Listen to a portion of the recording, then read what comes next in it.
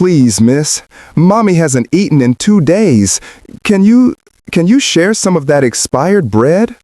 The small voice trembled in the holiday-lit bakery as snow drifted past the windows. Thea Moreau looked down from arranging cinnamon rolls to see a boy of perhaps 7, barefoot despite the December cold, his jacket 3 sizes too small.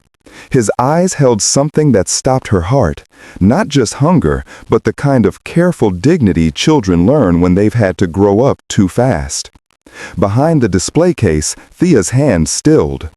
3 years ago, she'd stood in places like this, counting coins for day-old bread after her husband had drained everything. The boutique savings, her grandmother's jewelry, even the college fund she'd started for their son Jasper. He'd walked out the night her design won the State Fashion Award, unable to bear that she was succeeding while he was failing. The divorce papers came with empty bank statements. "Sweetie, what's your name?" she asked softly, kneeling.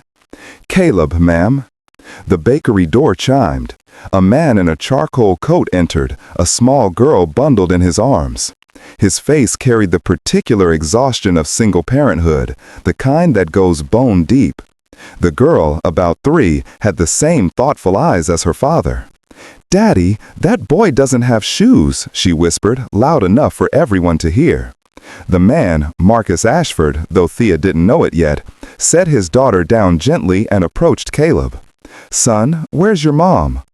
"Outside. She didn't want to come in. She said begging makes her ashamed, but I had to try." Marcus's jaw tightened. Thea watched him close his eyes briefly, and she recognized that expression. She'd worn it herself, the weight of wanting to fix everything and knowing you can't fix the whole world. "Thea, pack up everything that's closing time," Marcus said, pulling out his wallet. He'd been coming to this bakery for 2 years, always at 6:15, always ordering the same cookie for his daughter Lily. Always kind, always quiet. "I can't accept," Caleb started, but Marcus crouched to his level. "My wife used to say something to me," Marcus said, his voice catching slightly. "She said, 'We're only as strong as the kindness we show when no one's watching.' She was an architect, worked late one night because a project was behind. There was an electrical fire." He paused, steadying himself. "That was 3 years ago. So when I see a boy being brave enough to ask for help for his mother, I think about what she would do, and I know she'd want me to help." Caleb's lips trembled. "My mom, she used to design clothes, beautiful clothes, but my dad, the boy's voice broke. "He took everything when he left. She tries so hard, but the boutique closed and she can't find work, and I just want her to eat something." Thea's heart cracked open. She came around the counter, bags already in her hands, filling them with fresh loaves, pastries, cookies. "Caleb, honey, I used to design clothes too. I had a boutique on Maple Street." "Monroe's?" Caleb's eyes widened. "Mommy loved that place. She said whoever designed those dresses understood how women really wanted to feel."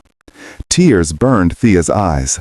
That was her boutique, her dream, built from midnight sewing sessions and hope, destroyed by one man's jealousy and cruelty. "What's your mother's name?" she asked. Evelyn Hart." Evelyn, Thea remembered her now, a woman who'd come in 6 times, buying nothing but admiring everything, apologizing for window shopping. The last time, 4 years ago, she'd said, "One day, when things are better, I'll commission something beautiful." She'd had kind eyes and careful hands.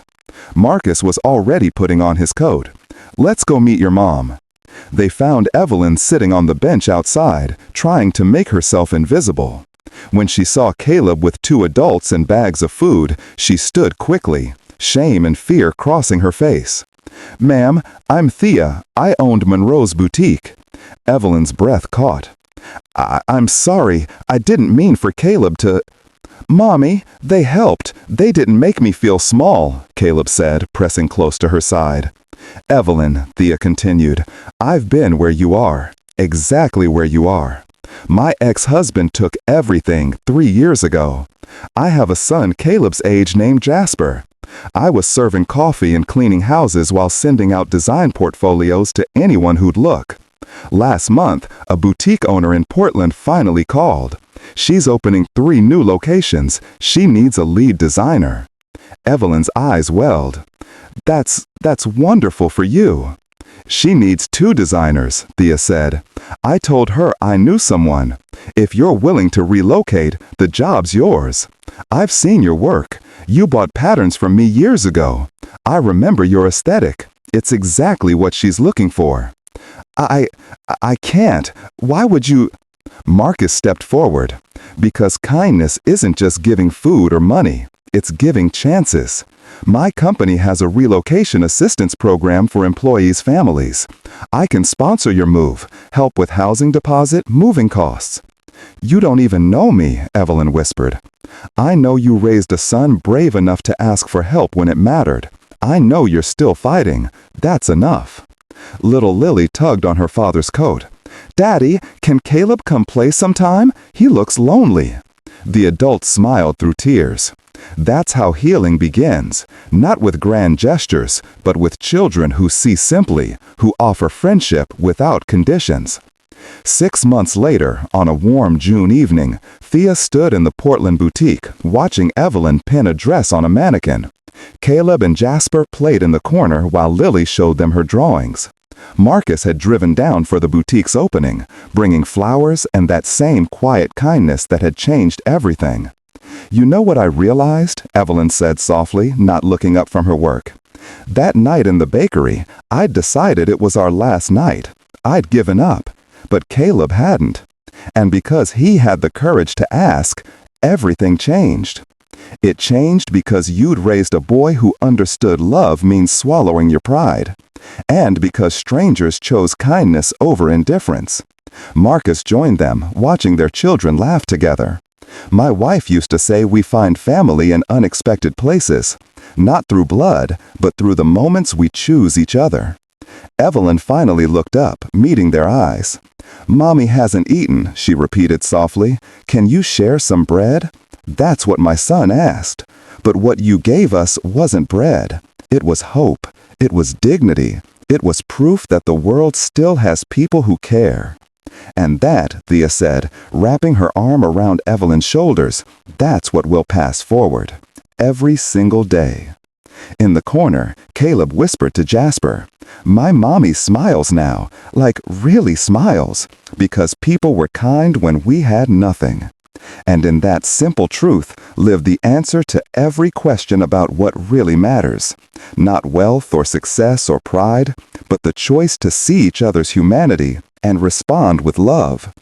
Sometimes the smallest act of kindness, a bag of bread, a job offer, a moment of dignity, carries the power to change everything. Not just for one person, but for everyone that person will touch going forward. Kindness multiplies. It echoes. It builds families from strangers and hope from despair. That's the bread that truly feeds us. If this story touched your heart, please like, share, subscribe, and comment. Let's spread more stories of kindness and hope together.